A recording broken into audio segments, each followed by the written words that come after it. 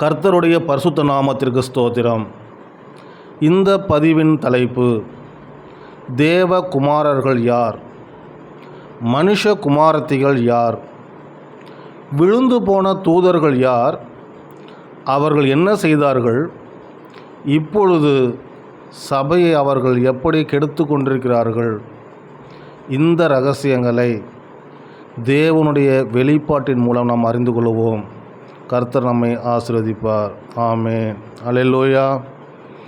விழுந்து போன தூதர்களை பற்றி வேதத்தில் ஏசாயா 14:12-21 வரையிலும், எசேக்கியேல் 28:12-18 வரையிலும் எழுதப்பட்டிருக்கிறது. வேதத்தில் விழுந்து போன தூதர்களின் பெயரை குறிப்பிடப்படாமல் மறைமுகமாக அவர்கள் தன்மைகளை குறித்து எழுதப்பட்டிருக்கிறது. மேட்டுமை கொண்டவர்கள் மற்றும் அக்கிரமக்காரர்களின் பெயர்கள் வேத புத்தகத்திலிருந்தும் ஜீவ புத்தகத்திலிருந்தும் நீக்கப்பட்டு தவிர்க்கப்படுகிறது. மேலும் அந்நிய தெய்வங்களின் நாமங்களை நாம் நம் வாயினாலே அறிக்கையிடுவதை தவிர்ப்பது நல்லது. எனினும் நாம் கடைசி நாட்களில் அந்நிய உபதேசத்தால் வஞ்சிக்கப்படாதபடிக்கு காக்கப்பட சத்தியத்தின் இரகசியங்களை நாம் அறிந்து கொள்வது அவசியமாயிருக்கிறது.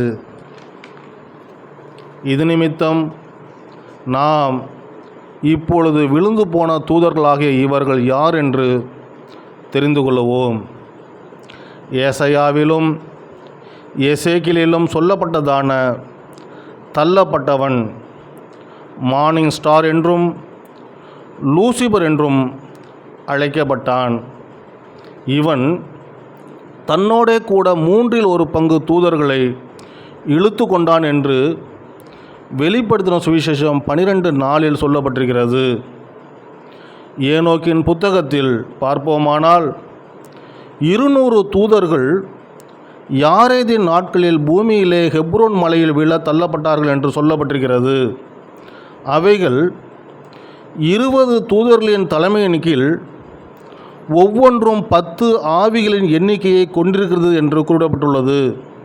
அவர்கள் யாரென்றால், அராக்கியல், அதாவது earth of God, Armaros, cursed one, Asbeel, deserter of God, Azazel, scapegoat of God, Baraqiel, lightning of God, Batarel, valley of God, Kasakiel, cloud of God, Daniel, God has judged, Gadreel, wall of God, Kokabiel, star of God, Penemue, the inside, Ramiel, thunder of God, Sariel, prince of God, Sathariel, the side of God, Shamsiel, sun of God,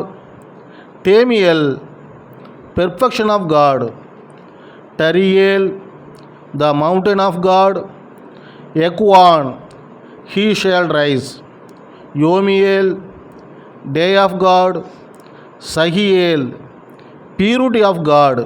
இந்த விழுந்து போன தூதர்கள் தேவ சந்நிதியை விட்டு பிரிந்து தேவனை விட்டு தூரமாய் போனதும், சபிக்கப்பட்டவனும் பெருமையும் அகங்காரமும் உள்ளதுமான காயின் சந்ததியை வஞ்சித்து அவர்களோடு உறவு கொண்டு புதுவிதமான நெப்லிம் என்று சொல்லப்படுகிற ராட்சச பிறவிகளை பெற்றார்கள்.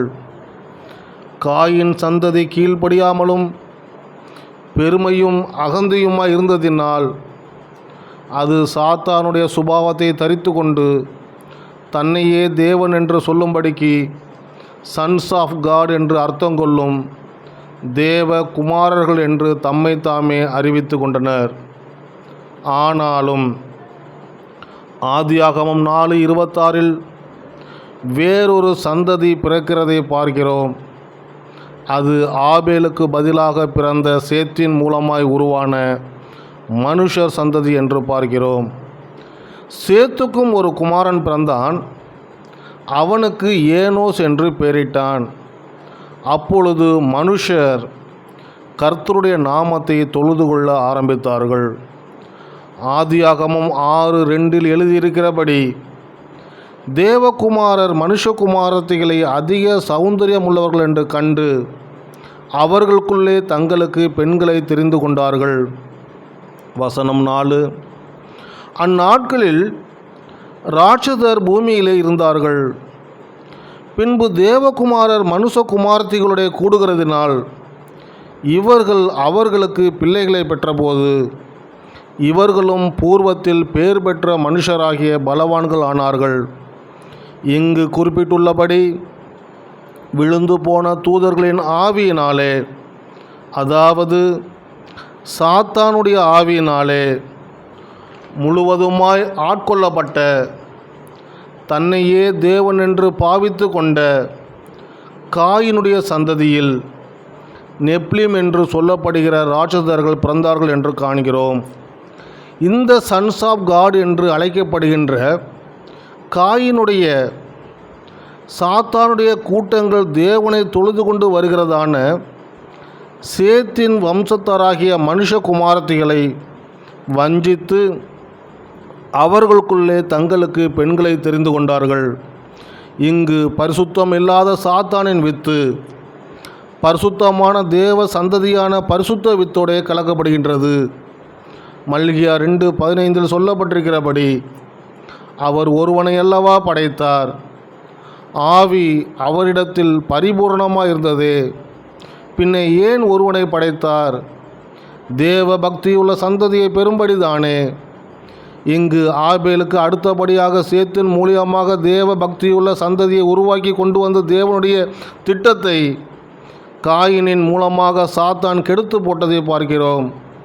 இதுபோலவே இந்த நாட்களிலும் சாத்தான் பாபிலோனிய வேசி மார்க்க சபையை முழுவதுமாக ஆட்கொண்டு தேவனுடைய ஸ்தானத்தையும் பட்டத்தையும் அவன் சூட்டிக்கொண்டு அதற்கு அடையாளமாக 666 என்ற இலக்கத்தையும் தனது தலையில் கிரீடமாக அணிந்து கொண்டு தேவனுடைய உண்மையான மணவாட்டி சபையை வஞ்சிக்கும்படியான பொய்யான உபதேசங்களை போதிக்கின்றது.